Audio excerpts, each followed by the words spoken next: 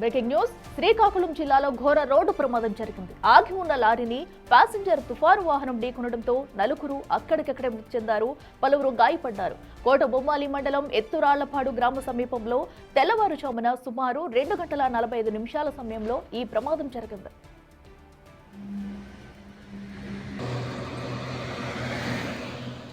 టెక్కల వైపు నుండి శ్రీకాకుళం వైపు వెళ్లే మార్గంలో రోడ్డుపై ఓ లారీ నిలిచి ఉంది. ఒడిశా వైపు నుండి విశాఖపట్నం వైపు అత్యంత వేగంగా వస్తున్న తుఫాను ఆగి ఉన్న లారీని బలంగా ఢీకొట్టింది. ఈ ప్రమాదం దాటికి తుఫాను వాహనం నుజ్జునుజ్జైంది. సమాచారం అందుకున్న పోలీసులు అంబులెన్స్ సహాయంతో గాయపడిన వారిని రిమ్స్ ఆసుపత్రికి తరలించారు.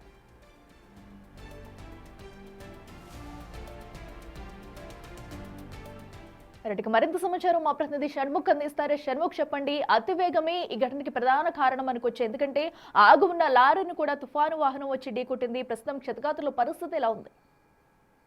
అట్లా మనం చూసుకున్నట్టయితే ఇక్కడ స్పష్టంగా తెలుస్తుంది. అక్కడ ఆ తుఫాన్ వాహనం డ్రైవర్ ఎవరైతే ఉన్నారో ఆ డ్రైవర్ నిర్లక్ష్యమే ప్రమాదానికి కారణంగా క్లియర్ గా తెలుస్తుంది. అక్కడ విజువల్స్ లో కూడా క్లియర్ గా కనిపిస్తుంది. ఎంత స్పీడ్ ఆగి ఉన్న లారీని ఎంత స్పీడ్ గా వచ్చి ఢీ కొట్టకపోతే మొత్తం ఆ వాహనం ఫ్రంట్ భాగం మొత్తం కూడా నుజ్జు అయినటువంటి పరిస్థితి. అంటే ఎంత స్పీడ్ గా వచ్చి ఉంటారని చెప్పేసి మనం అర్థం చేసుకోవచ్చు. అయితే వీళ్ళందరూ కూడా మధ్యప్రదేశ్ నుంచి వచ్చినటువంటి వాహనం. అక్కడ మనకి ఆ వాహనం పైన ఉన్నటువంటి ఆ నెంబర్ ప్లేట్ కూడా చూస్తే మనకు క్లియర్ గా అర్థమవుతుంది. ఎంపీ అని ఉంది, మధ్యప్రదేశ్ నుంచి వచ్చారు. మధ్యప్రదేశ్ నుంచి వచ్చిన వాళ్ళు ఒరిస్సా వెళ్ళి పూరి వెళ్ళి అక్కడి నుంచి తీర్థయాత్రలు చేసుకుంటూ అక్కడి నుంచి వచ్చి విశాఖపట్నం వైపు, ఒరిస్సా నుంచి విశాఖపట్నం వైపు వస్తూ ఉండగా టెక్కలు దాటిన తర్వాత శ్రీకాకుళం మధ్యలో ఉండేటటువంటి ఈ ప్రాంతంలో ఆగి ఉన్న లారీని ఢీకొట్టినటువంటి పరిస్థితి. అయితే అక్కడ ఆ డ్రైవర్ ఎవరైతే ఉన్నారో ఆ డ్రైవర్ కూడా మద్యం మత్తులో ఉన్నారని చెప్పేసి కూడా అక్కడ మనకి అందుతున్నటువంటి సమాచారం. ఈ ప్రమాదంలో మొత్తం నలుగురు అక్కడికక్కడ మృతి చెందితే మరో ఇద్దరికి గాయాలయ్యారు. అందరూ గాయాలైన వారిలో ఒక డ్రైవర్ తో పాటు మరో మహిళ కూడా ఉందని చెప్పేసి మనకు తెలిసింది. ఈ గాయపడిన వారిని నరసన్నపేట హాస్పిటల్కి తరలించారు. ఈ మృతి చెందిన వారు ఎవరైతే ఉన్నారో ఈ డెడ్ బాడీని అక్కడ కోటబొమ్మల హాస్పిటల్లోనే అక్కడ మార్చురీకి తరలించినటువంటి పరిస్థితి. ఏదేమైనప్పటికీ కూడా ఈ ప్రమాదానికి నిర్లక్ష్యమే కారణంగా తెలుస్తుంది. అక్కడ షణ్ముఖ్, అయితే ఆ తెల్లవారుజామున కూడా ఈ ప్రమాదం జరిగినట్టు తెలుస్తుంది. అంటే ఇప్పుడైతే ఈ సీజన్ లో మంచు ప్రభావం కూడా ఎక్కువ ఉండే ఛాన్స్ ఉంది. సో అదొకటి, అండ్ నిర్లక్ష్య డ్రైవింగ్ కూడా దీనికి ప్రధాన కారణం అని చెప్పుకోవచ్చా?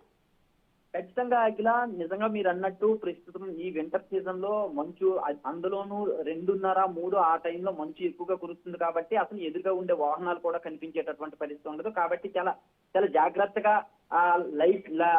వాహనాలు ఏవైతే ఉన్నాయో వాటికి లైట్లు కూడా సరిగా ఉన్నాయో లేవో చూసుకొని ఎదురుగా ఏ వాహనాలు వస్తున్నాయో మనం ఎంత స్పీడ్ తో వెళ్ళాలి వీటన్నింటినీ కూడా ముందుగా చూసుకొని జాగ్రత్తగా వెళ్లాల్సినటువంటి అవసరం ఏమాత్రమైనా ఉంది. ఈ మంచుకు తోడు ఈ టైంలో కూడా మద్యం మత్తులో ఉంటాం. దానికి తోడు వీళ్ళు పూరి వెళ్ళి తీర్థయాత్రలు చేసుకున్న టైంలో కూడా డ్రైవర్ మద్యం మత్తులో ఉన్నారు అనేది కూడా నిజంగా చాలా బాధాకరం. ఆ మద్యం మత్తులో ఉండడం కూడా ఒక కారణం కూడా చెప్పొచ్చు. అది రైట్ షణ్ముఖ్, థ్యాంక్ యూ.